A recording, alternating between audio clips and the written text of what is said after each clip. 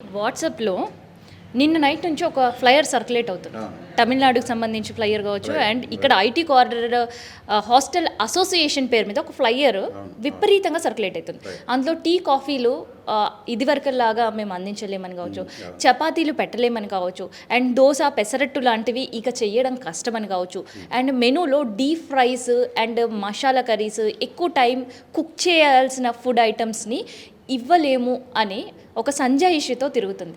So అది మీ flyer అయినా వాస్తవమేనా అందులో ఉండే కంటెంట్? వాస్తవేనండి. ఎందుకంటే ఇప్పుడు హాస్టల్స్ ఇండస్ట్రీ, హాస్టల్ అసోసియేషన్‌గా మా బాధ్యత ఏంటంటే అన్ని హాస్టల్స్‌కి ఎలా మేనేజ్ చేసుకోవాలో కూడా మేము చెప్పాల్సిన బాధ్యత మా మీద ఉందండి. ఇప్పుడు గ్యాస్ లేదనగానే మనం ఫుడ్ బంద్ చేయకూడదు కదా! ఫుడ్ పెట్టాలి. కానీ ఏమేమి పెట్టకూడదు, ఏ ఐటమ్స్ గ్యాస్ కన్జంప్షన్ చేస్తాయి అట్లాంటి ఐటమ్స్ తీసేసి మినిమమ్ బేసిక్ ఫుడ్ అయితే మనం ఖచ్చితంగా ఇవ్వాలి. ఆ బేసిక్ ఫుడ్ కూడా మంచిగా ఇవ్వాలి అనేది అని మా ఉద్దేశం. అందుకే హాస్టల్స్ అందరినీ గైడ్లైన్స్ ఇచ్చాం. ఇప్పుడు ఎందుకంటే నిన్న బెంగళూరులో మనకన్నా ముందైపోయింది, చెన్నైలో మనకన్నా ముందైపోయింది గ్యాస్ అక్కడ. వాళ్ళ ఎక్స్పీరియన్సెస్ కూడా చూసాము. వాళ్ళ ఎక్స్పీరియన్స్ మేము ఫోన్లో కాంటాక్ట్ అవ్వటం, వాళ్ళ అసోసియేషన్ మా అసోసియేషన్ కాంటాక్ట్ అవ్వటం. ఇప్పుడు మనం ఎట్లా మేనేజ్ చేయాలి ముందుకి, మొత్తానికైతే ఆపకూడదు.